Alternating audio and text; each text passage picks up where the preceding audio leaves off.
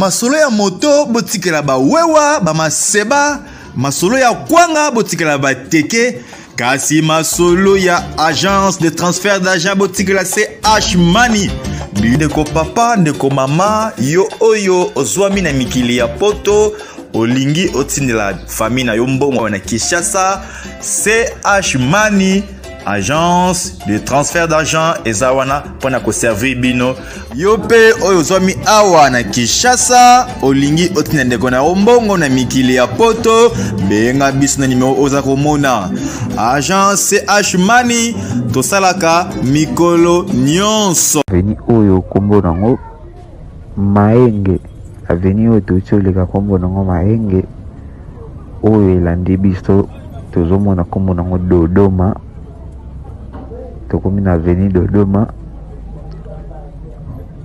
Oyo sikoyo aveni oyo elandi oyo bozomona kombo nango Kilosa, aveni Kilosa. Donc ndenge ozomona biso place toza eza aveni Kilosa, tozobima vers Isoki, toza toujours na direction ya Wangata, toujours na Wangata, tozobimisa ngo siko vers Isoki parce que aveni oyo elandi biso eza Isoki, tozobima ngo vers Isoki na Prince. Bongo tokota lisusu kati na ndenge balikolo po banzela na biso mosusu ya koto eza bien te. Nous continuons toujours la route. Bino moko botala banzela na biso toza na Wangata na aveni Isoki, na direction Isoki na Wangata. Bino moko bomona mayo bozomona eza nango na fleuve te, mais eza nango na nzela. Donc awa mituku ekomaka nango mpe babato po tokatisaka bamai nde tozokatisa nde bamai. Bino moko bomona banzela yango ndenge ezaleli. Toza na Isoki na commune ya Kin, on est sur la commune de Kin na aveni Isoki. Tozo continuer, bino moko bomona ba video eza ba audio te, bozomona ndenge nini Kinshasa on vit en dehors des princes. Bamai oyo ezo créer salité, ezo créer bangongi, tout ça là ezo pesa ba maladie. On continue toujours la route. Isoki komi na Kin, bino moko botala ba aveni yango ndenge ezaleli. Na Isoki bandako ya kitoko pe ezali, mais j'ai pas compris batiki bamai boye pourquoi bakaniveau pe eza nango, mais bamai na avenir. Donc sokolati pembe komeka no kotia likolo na avenir te. Tozo continue na biso. Makadam oyo bozomona na mosika kuna eza makadam ya Rue de Willery, makadam ya Willery yango wana siko nde tozobima direction wana po tokende kokotela ngo lisusu likolo kuna parce que bakoto oyo moyen koleka na mutuka eza te. Bino bouti omona place toleki eza na mai. Comme vous voyez toujours maintenant on est sur la rue de Willery, toza na nzela ya Willery.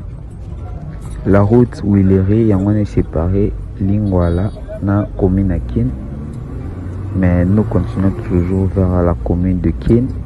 Tozaraka na ngambo ya commune ya Kin. Pour aujourd'hui, dans cette vidéo, on va vous montrer quelques avenues des communes à Kin. Nous continuons toujours la route direction oyo tokomi babengaka ngo Mbomu, direction Mbomu. Nous continuons toujours na avenue de Willery. Nous continuons la route. Phénomène embouteillage, ça manque pas.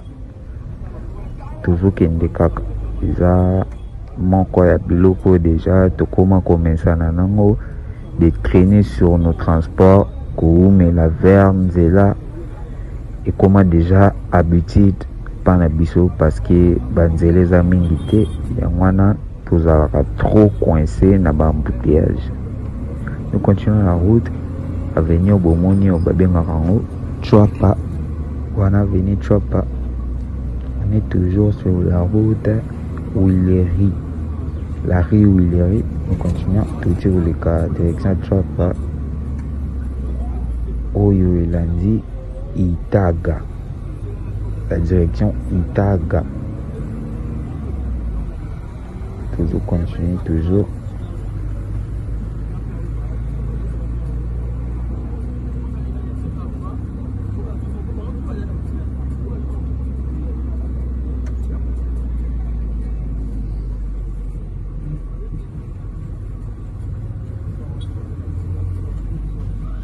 Comme vous voyez, on est tout près de Lualaba. La direction s'appelle Lualaba.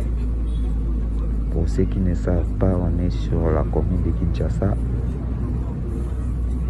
Nous allons vers des avenues. Et voilà l'avenue Hôpital. On va entrer sur l'avenue Hôpital. Pour continuer le sous-sous Kakande Tolobaki. Lelo toujours la Kisande Kaka Mingi Baveni à Kati. Donc vous allez voir encore des avenues de Kinshasa, la commune de Kinshasa. Donc Bokomona Nabilili, on est sur l'avenue Hôpital. Avenue Hôpital, les avenues Oyo Ekendarati Mama Embo. Vers la direction de Mama Embo, hôpital général. Nous continuons et l'avenue que vous voyez, on va entrer, s'appelle avenue Province. L'avenue Province. Toujours continuer. Bomona baveni na biso à Kinshasa. Baveni à commune à Kinshasa. Voilà. À Kinshasa vers la direction Colonel Ebea. Nous continuons toujours sur l'avenue Bandundu. Toujours continuer de la nabiso. Binomobomo na ba mai yoyo. Donc eza ba mai ya mbula. Ya wana nde ezo créer lisusu bangongi na salité na avenue. Malgré l'avenue aussi c'est beau, mais ba mai wana peut créer les boulots. Toujours continuer, on est sur la commune de Kinshasa.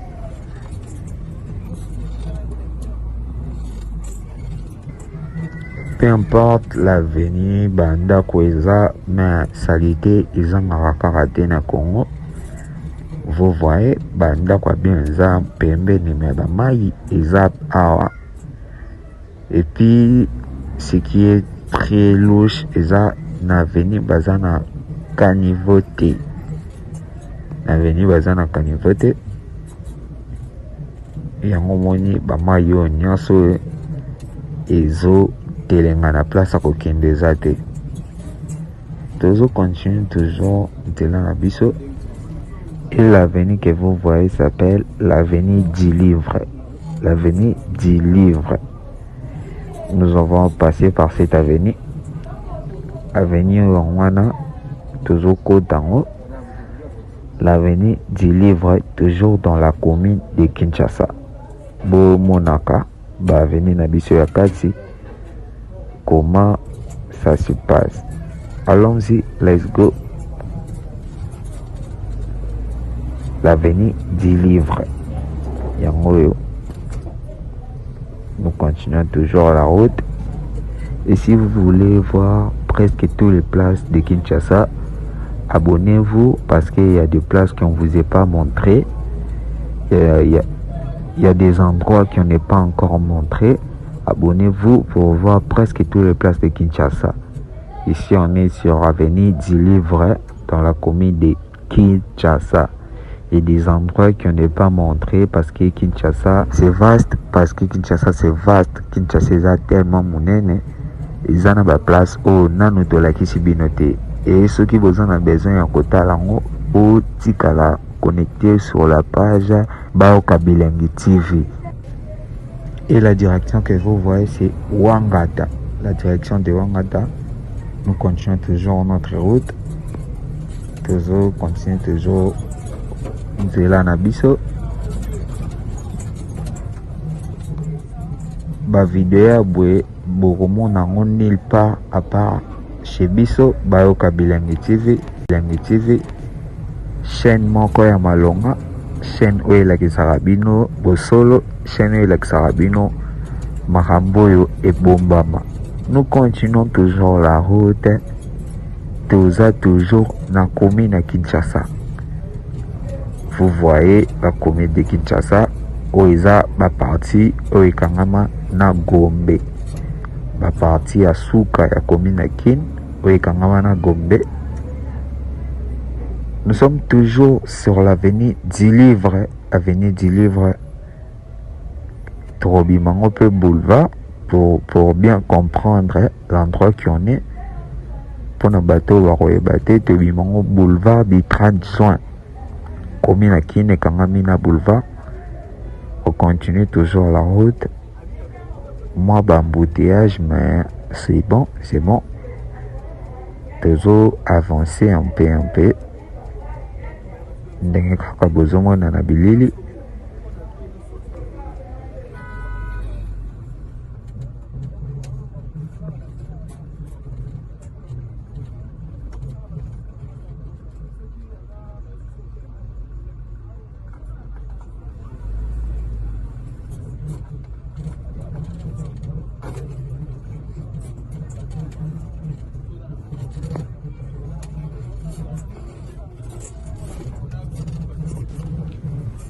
La rue, vous voyez enfin, c'est la rue Kitona. Tout comme avenue Kitona. Quand vous voyez aussi de loin, Tomoni Basoda, Bakangi, Muntu Moko. Basoda, Bakangi, Muntu. Et puis, Bisso Dozo continue toujours Nzela na Bisso. C'est encouragé aussi à Zote Kasoki Baboudena, Bakangi. Nos soldats aussi, Baomi Gosala Marabout, Nabaloyenge. Nous continuons la route, Tobimisi Yango Sikolo, vers boulevard du 30 juin. Boulevard du 30 juin. Bateau Barangote, Yango boulevard du 30 juin. Et puis la commune qui est en face de nous, c'est la commune de Gourbet. Nous étions vers la commune de Kinshasa. Kinshasa la belle, et puis vers boulevard du 30 juin, Prince Yamne Ebani. Comme toujours, continuez de liker, commenter, partager pour avoir encore plus de vidéos. Ciao. Bayoka Bilengi TV, la seule chaîne qui vous reste.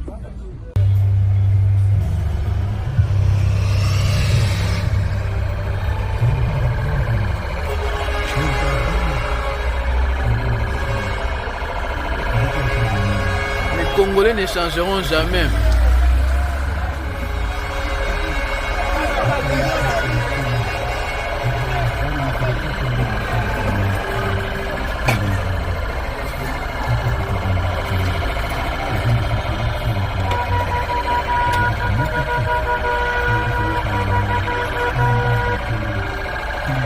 Wow.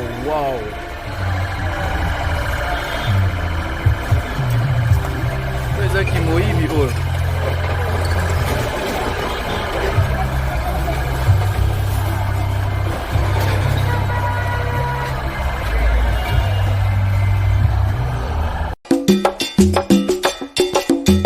Masolo ya moto botikela ba wewa ba maseba, masolo ya kwanga botikela ba teke. Kasi masolo ya agence de transfert d'argent botikela CH Money.